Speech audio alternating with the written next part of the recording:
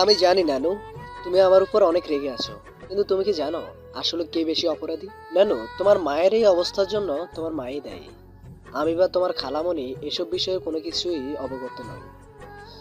আমরা তোমার মাকে হাজারবার বারণ করেছিলাম, কিন্তু তোমার মা আমাদের কোনো কথাই শোনেনি।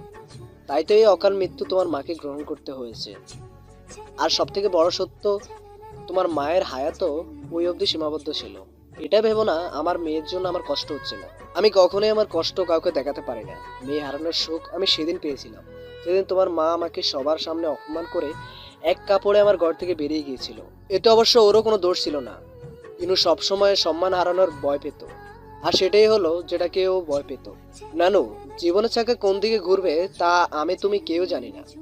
আমি ওকে অনেকবার বলেছিলাম ওই নরক জীবন থেকে ফিরে আসতে, কিন্তু ও কখনোই ফিরে আসার জন্য রাজি হয়নি।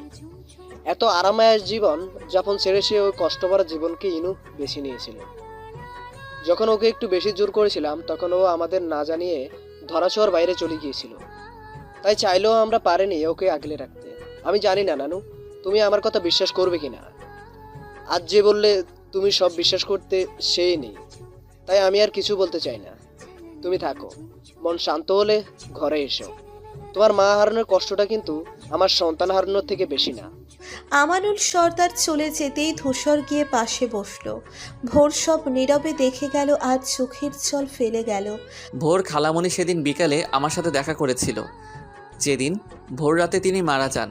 কথাটা শোনা মাত্রই ভোর একটু শব্দ করে উঠল, কিন্তু সেই শব্দের কেমন আওয়াজ তা ধূসর বুঝতে পারল না। তাই ভোরের ঘাড়ে হাত দিয়ে বলতে রইল, আপনার মায়ের সাথে ওই দিনই আমার প্রথম দেখা। এর আগে আমি কখনো তাকে দেখিনি। তিনি কতটা অবহেলিত ছিল সেদিন তিনি আমায় বলেছিল। আপনার কথাও বলেছেন।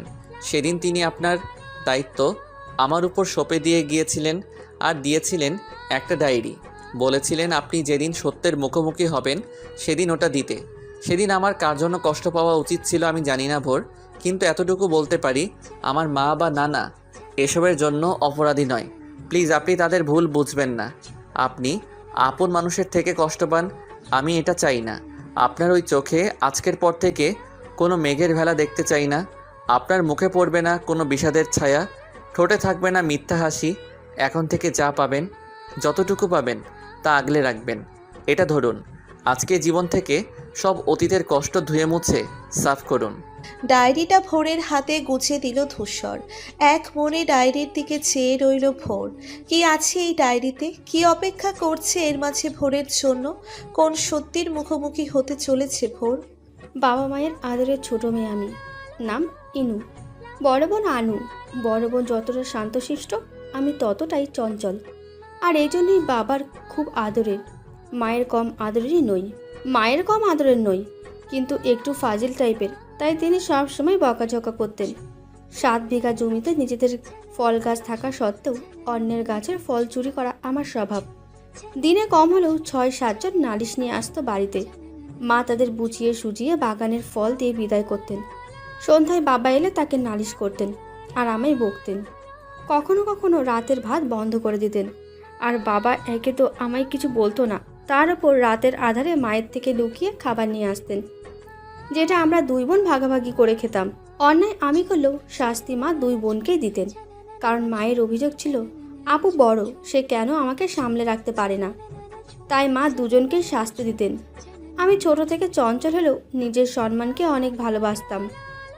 এতটাই ভালোবাসতাম যে কেউ যদি স্কুল ফেরার পথে বলতো কথা আছে শুনে যা, আমি বলতাম যা কথা বাড়িতে আসবেন সেখানেই হবে। আর যদি কোনো ছেলে হতো সেই লোক, তাহলে সোজা বলতাম যা বলার বাবার কাছে বলবেন, তিনি আমায় বলে দেবে।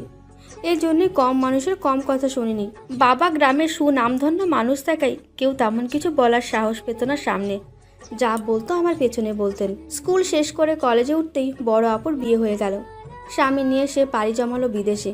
অনেক কেঁদেছি আপু চলে যাওয়ায়, কিন্তু নিয়তির নিয়ম, একদিন মেয়েদের শ্বশুরবাড়ি যেতেই হবে। একা হয়ে গেলাম আমি। কলেজ থেকে শুরু করে কোচিং সেন্টারেরও একাই যেতাম।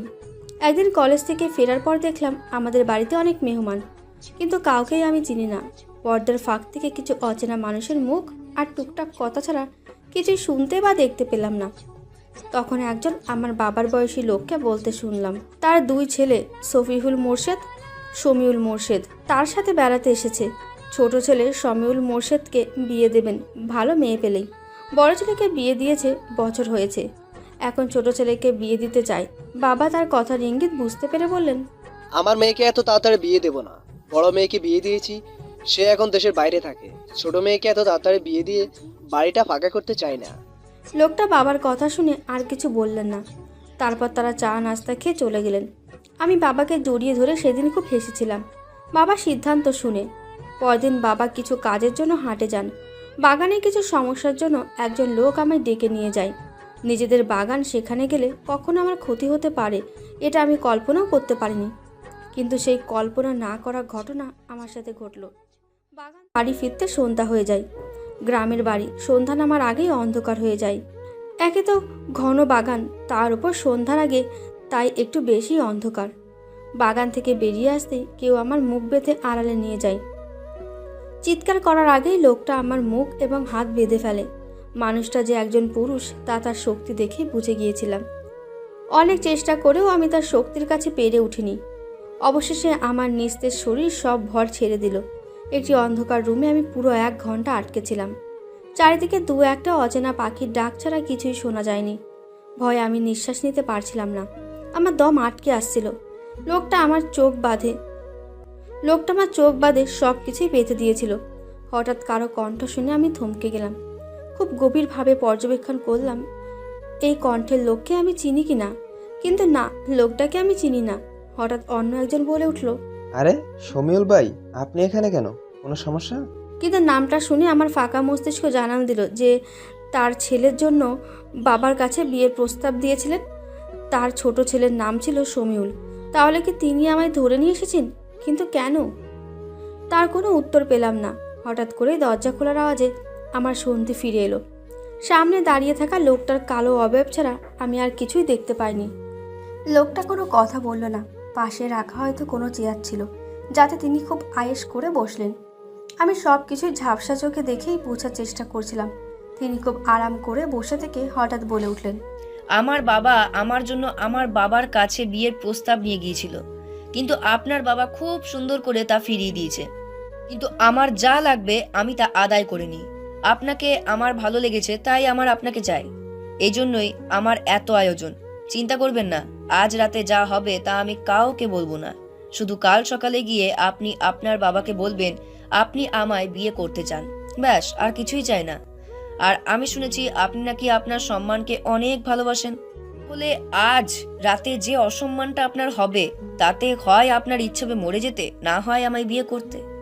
আমি চাই মৃত্যুকে এত সহজে গ্রহণ না করে আমাকে বিয়েই করুন। আমি সামিউল মোরসেড যা চাই তা আমার যে কোনো মূল্যে চাই। তারপর লোকটা অন্ধকারে তলিয়ে থাকা ঘরটা কাঁপিয়ে হাসতে রইল এবং কিছু সময় পর ঝাঁপিয়ে পড়লো আমার শরীরের ওপর। আমি চেয়েও কিছু করতে পারিনি, কারণ সে কোনো পথই খোলা রাখেনি। আমার এতদিনে তিল তিল করে জমিয়ে রাখা সম্মান সে এক মুহূর্তেই নষ্ট করে দিল। আমার পুরো শরীরকে করে দিল অপবিত্র। আমি চিৎকার করে কাঁদতেও পারিনি। নিজের কষ্ট সইতে না পেরে শুধু চোখ দিয়ে দেখছিলাম নিজের সাথে হওয়া অন্যায়কে। ফজরের আজান পড়তেই তিনি চলে গেলেন এবং বললেন, আজ যেন আমি বলি আমার বাবাকে তার সাথে বিয়ে দেওয়ার কথা। সে যেমন অন্ধকারে এসেছিল তেমনি অন্ধকারে চলে যান। শুধু পার্থক্য এটাই, তিনি যখন আসেন তখন আমি হাত পা বাঁধা অবস্থায় ছিলাম, আর তিনি যখন চলে যান আমার বাঁধনগুলো খুলে দিয়ে যান। নিস্তেজ শরীরটা বিছিয়েছিল খড়কুটোর ওপর। সেদিন এত কষ্ট হয়েছিল যা আমি কখনোই কাউকে বোঝাতে পারিনি। কিন্তু সেদিন কষ্ট আমার শরীরে নাকি মনে হয়েছিল আমি জানি না। চারিদিকে যখন আলো ফুটলো তখন আমাদের বাড়ির একজন কাজের লোক আমায় বাগানের ঘরে দেখতে পাই। বেচারা বোবা ছিল, তাই চিৎকার করতে পারিনি, কিন্তু সাথে সাথে বাবাকে ডেকে এনেছিল। নিজের বন্ধ চোখটাকে খুলে যখন নিজেকে নিজেদের ফল রাখা বাগানে ছোট্ট একটা ঘরে দেখেছিলাম, তখন মনে হলো ঘরের শত্রুবুঝো এটাকেই বলে। কষ্টগুলো দলা পাকিয়ে গলায় আটকে গিয়েছিল। অনেক চেষ্টা করেও সেই কষ্টটা আমি ভুলতে পারিনি। বাবা এসে যখন আমায় ওভাবে দেখলেন, নিজেকে সামলাতে পারলেন না, আমাকে জড়িয়ে ধরে কাঁদতে রইলেন আর এটাই বলতে রইলেন, আমারই জায়গায় আমারই সম্পদকে কে নষ্ট করলো? বাড়িতে ফিরে আমি সব বললেও ধর্ষণের কথাটা লুকিয়ে যায়, কারণ আমি চাইনি আমার জন্য আমার বাবা মার মান সম্মান নষ্ট হোক। বাবা সবাইকে ডেকে পাঠালেন। সেদিন সবার সামনে শমিউল বিষয়টা সম্পূর্ণ মিথ্যা বলে এড়িয়ে যায়, কিন্তু শমিউলের বাবা আমার বাবাকে খুব ভালো করে চিনতেন। তিনি জানতেন আমার বাবা কখনোই মিথ্যা বলবেন না। তাই তিনি সবার সামনে শমিউলকে অনেক মারলেন। পুরো শরীর রক্তাক্ত হওয়ার পরেও শমিউল নিজেকে নির্দোষ বলে দাবি করছিল। সব শেষে বাবা বললেন শমিউলকে জেলে দেবেন, কিন্তু বাদ সাধি আমি বলি আমি ওকে বিয়ে করতে চাই। বাবা শুনে আমায় বোঝায়, আনু আপু ফোন করে আমায় বোঝায়, কিন্তু আমি নিজের সিদ্ধান্ত থেকেও একটুও সরে আসিনি। একসময় লোক সমাজের সামনে বাবাকে অপমান করে এক কাপড়ে বেরিয়ে আসে শমিউলের বাবার হাত ধরে। কারণ আমি যদি সেদিন বাড়ি থেকে না আসতাম তাহলে শমিউল এত বড় পাপ করে রেহাই পেয়ে যেত। কারণ সে সব কিছু তৈরি করে ফেলেছিল বিদেশে যাওয়ার জন্য। এক প্রকার জোর করেই আমাকে বিয়ে করতে হয় শমিউলকে। সেদিন থেকে শুরু হয় আমার ওপর অত্যাচার। শমিউলের একটাই কথা, আমি ওকে ফাঁসিয়ে বিয়ে করেছি। কিন্তু সত্যি কি আমি ওকে ফাঁসিয়ে বিয়ে করেছিলাম? ওই বাড়ির কেউ আমায় পছন্দ করতো না, একমাত্র আমার শ্বশুর ছাড়া। আর শমিউল, সে তো আমি যে পথে হাঁটতাম সে পথে ও আসতো না। এভাবে প্রায় 3 মাস কেটে যায়। বাবা বোন ফোন দিয়ে সবসময় বলতো ফিরে আসতে, কিন্তু আমি বরাবরই বলেছি না। একসময় আমি সবার থেকে আড়ালে চলে যাই। তারা চেয়েও আমার সাথে আর কোনো যোগাযোগ করতে পারেনি। আর তখনই জীবনের দুটো সত্যের মুখোমুখি হই আমি। একটা হলো শমিউল আর শফিউল, দুজন আলাদা মায়ের সন্তান। শমিউলের মায়ের কোনো সন্তান হয়নি বলে আমার শ্বশুর দ্বিতীয় বিয়ে করেন, কিন্তু প্রথম বউয়ের প্রতি তার ভালোবাসা ছিল গভীর। পরিবারের চাপে পড়ে সে দ্বিতীয় বিয়ে করলেও প্রথম বউয়ের সাথে তার গোপনে সম্পর্ক ছিল। আর ফলস্বরূপ শফিউল মোর্শেদ জন্ম নেওয়ার 1 বছর পরই শমিউলের জন্ম। কিন্তু শমিউলের ভাগ্য খারাপ, তাই তাকে জন্ম দিয়েই তার মা না ফেরার দেশে চলে যায়। তাই আমার শ্বশুর শমিউলকে তার দ্বিতীয় স্ত্রী কুহেলি বেগমের কোলে তুলে দেয়। খুব সহজেই আমার শাশুড়ি শমিউলকে মেনে নেয়। আমার শ্বশুর মনে করলেন হয়তো তার স্ত্রী সত্যি শমিউলকে মেনে নিয়েছেন, কিন্তু না, সে স্বার্থের জন্য শমিউলকে মেনে নেয়। কারণ শমিউলের নামে অনেক সম্পত্তি যা তার মা তার নামে রেখে গেছে। কিন্তু এই সত্যি শমিউল জানে না, সে আসলে যাকে মা বলে জানে সে তার মা নন। আরেকটা সত্যি জানার পর আমার চারিদিকে সব অন্ধকার হয়ে যায়।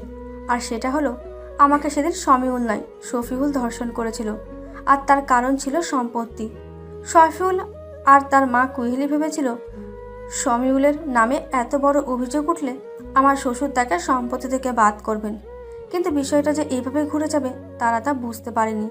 আর সব থেকে বড় সত্যি, এত কিছু জানার পর আমার কিছুই করার ছিল না। কারণ আমি তখন অন্তঃসত্ত্বা 2 মাসে। আমার সন্তানকেও শমিউল স্বীকার করে, কারণ সে এটা জানে সে আমাকে কখনোই ছুঁয়ে দেখেনি। তাহলে আমি কি করে প্রেগনেন্ট হলাম? কিন্তু সে নিজের অজান্তে একদিন আমার ঘরে আসে। সে নিজের ঘরেই আসে, কিন্তু সে ভুলে যায় সেদিন আমি তার ঘরে থাকি। তখন ঘুমের ঘরে আমার শরীরে কিছু কাপড় এলোমেলো হয়ে গেছিল, যার জন্য নিজের পুরুষত্ব সেদিন সে আটকে রাখতে পারেনি, যার জন্য ভোরের জন্ম। কিন্তু সে তার সন্তানকেও অস্বীকার করে। মহান আল্লাহ তাআলা এবং একজন মা জানেন তার সন্তানের বাবাকে। আমার সন্তানের বাবা শমিউল। ভোরের যখন 7 বছর তখন তিনি বিয়ে করেন দ্বিতীয়। অনেকবার তাকে সত্যি বলতে চেয়েছি, কিন্তু তিনি তা কোনোদিনও শুনতে চাননি। তাই যখন আমি সব ছেড়ে চলে আসতে চেয়েছি তখন আমার শ্বশুর আমাকে দিব্যি দেন আমি আমার শেষ নিঃশ্বাস যেন এই বাড়িতেই ত্যাগ করি। আর তিনি সেই কথা রাখেন তার নিঃশ্বাসের শেষ সময়ে। তাই আমি চেয়েও পারিনি ওই বাড়ি ছেড়ে আসতে। ততদিনে আমার বাড়ির সব কিছু পাল্টে গেছে। আমি চলে আসার 1 মাস পরই মা মারা যায়। বাবা ভেঙে পড়েন। কোন মুখ নিয়ে বাবার কাছে ফিরবো, তাই আর ফেরা হয়নি আপন ঠিকানায়। হঠাৎ সেদিন শফিক ভাইয়ের সাথে দেখা হয়ে যায়। তাকে সব খুলে বলতেই তিনি জানান আজও আমার বোন আমার জন্য কাঁদে, আর তারা এই শহরেই আছে। আমার জীবনে আর নতুন কিছু পাওয়ার আশা নেই, তাই তার কাছে অনুরোধ করি আমার মেয়েটাকে ওই নরক থেকে বাঁচানোর জন্য। তখন তিনি বলেন তার বড় ছেলের জন্য তারা মেয়ে খুঁজছে বিয়ে দেবে বলে, তাহলে ভোরকেই না হয় তাদের বাড়ির বউ করবে। আমি রাজি হয়ে যাই এবং প্ল্যান করি সব কিছু। আর বাকিটা তো তুই জানিস মা, আমাকে ভুল বুঝিস না, আমি তোর ভালো চেয়েছি। এতদিন এই কথাগুলো নিজের বুকে চাপিয়ে রেখেছিলাম। এখন কেন জানি মনে হচ্ছে আমার সময় হয়তো শেষ, তাই তোকে সব জানানো উচিত। মারে, কেউ আমার কষ্টের জন্য দায়ী না, দায়ী আমার ভাগ্য। তাই আমি চাই তুমি ধূসরের সাথে সুখে থাকো। আফিমকে ভুলে যাও। তোমার বাবাকে মিথ্যা সাগর থেকে সরিয়ে সত্যির মুখোমুখি করবে। ওদের সবাইকে শাস্তি দিবি। এই 2টি দায়িত্ব আমি তোমায় সঁপে দিয়ে গেলাম। ইতি তোমার মা। ভোর ঠোঁট চেপে কান্না আটকানোর চেষ্টা করছে। এত কষ্ট বুকে জমিয়ে জীবনের এতটা সময় তার মাকে কি করে বেঁচেছিল সে কথা ভাবতেই কান্না আসছে ভোরের। কোনো রকম নিজেকে সামলে সে বাড়ির ভিতরে ঢুকলো। একটি ফাঁকা ঘরে দরজা চেপে বালিশে মুখ গুজে কাঁদতে রইল। অনেক চেষ্টা করেও নিজের কান্না সে আটকে রাখতে পারছে না। এত কষ্ট কেন হচ্ছে তার বুকটা ফাঁকা ফাঁকা লাগছে কেন? তার সাথে আর তার মায়ের সাথেই কেন এমন হলো? কি অন্যায় ছিল তার মায়ের? এটাই সে নিজের সম্মানকে বেশি ভালোবাসতো। না পারছে না ভোর নিজেকে সামলাতে, তাই বালিশ খামচে ধরে নিজেকে কন্ট্রোল করছে। তবুও যেন তার কষ্ট কমছে না। তখনই কোথা থেকে ধূসর এসে বলল, ঠোঁট কামড়ে বৃথা কান্না না আটকে রেখে কাঁদতেই পারেন, আর বালিশে মুখ গুজে না কেঁদে আমার বুকটা খালি আছে, এখানেই মুখ গুজে কাঁদুন। আমার গায়ের এই শার্টটা যদি আপনার চোখের হীরার মতো দামি জল দিয়ে না ভেজাই তাহলে আমার এই শার্টের কদর থাকবে না। তাই আপনার ওই দামি চোখের জলটুকু দিয়ে আমায় আর আমার শার্টকে ধন্য করুন, কিন্তু কথা দিতে হবে আর কখনো ওই চোখ থেকে কোনো জল ঝরবে না। এমন একটা মানুষেরই অপেক্ষায় ছিল হয়তো ভোর। তাই তো ধূসর বলতেই ভোর ঝাঁপিয়ে পড়ল ধূসরের বুকে। আমার সাথেই কেন ধূসর এমন হয়? আমার আপন মানুষগুলো কেন আমার থেকে দূরে সরে যায়? কেন বলতে পারেন ধূসর? সত্যি যতই অপ্রিয় হোক না কেন তোমাকে তার মুখোমুখি হতেই হবে। জীবন তোমাকে কি দিয়েছে তার হিসেব না করে তুমি জীবনকে কি দিয়েছো সেটা হিসেব করো। দেখবে নিজেকে খুব হালকা লাগবে। প্রাপ্তির খাতায় যদি অপ্রাপ্তির কালিতে কালো হয়ে থাকে তাহলে হয়তো সেই খাতায় লেখা বন্ধ করতে হবে, না হলে সেই খাতা ছিঁড়ে ফেলতে হবে। জীবনে করা ভুলগুলো তো সেদিন থেকেই মোছা বন্ধ হয়ে গেছে, যেদিন থেকে পেন্সিল ছেড়ে আমরা কলম ধরেছিলাম। কিন্তু সময়ের সাথে তাল মিলিয়ে চলার জন্য আমাদের হতে হয় এক এক রকম, কখনো নরম মাটির মতো, কখনো বা সেই মাটির তৈরি ইটের মতো। জীবন যেখানে যেমন তোমাকে ঠিক তেমনভাবে তৈরি হতে হবে। কেউ যদি তোমায় বারবার আঘাত করে তুমি পাল্টা আঘাত না করতে পারলেও তোমাকে করা আঘাতগুলো সামলাতে শিখতে হবে। তোমার দিকে কেউ ইট ছুঁড়লে তুমি পাটকেল না মারলে সমস্যা নেই, কিন্তু তোমাকে খেয়াল রাখতে হবে অপর দিকের ব্যক্তি যেন তোমায় ইট মেরে ক্ষতবিক্ষত করতে না পারে। তাই তার ছুঁড়ে দেওয়া ইটটা তুমি তোমার হাত দিয়ে সামলে নিও।